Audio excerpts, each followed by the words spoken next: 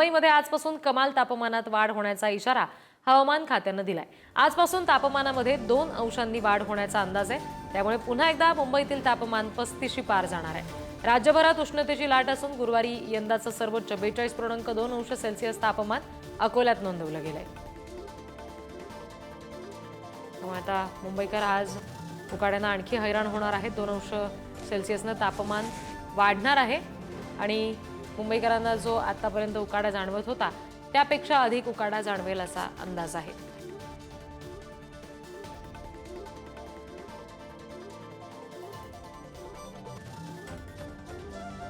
मुंबईमध्ये आजपासून कमाल तापमानामध्ये वाढ होण्याचा अंदाज आहे। राज्यात काल सर्वाधिक तापमान अकोल्यामध्ये नोंदवलं गेलेलं आहे। आता मुंबईत सुद्धा तापमान वाढेल असा अंदाज आहे।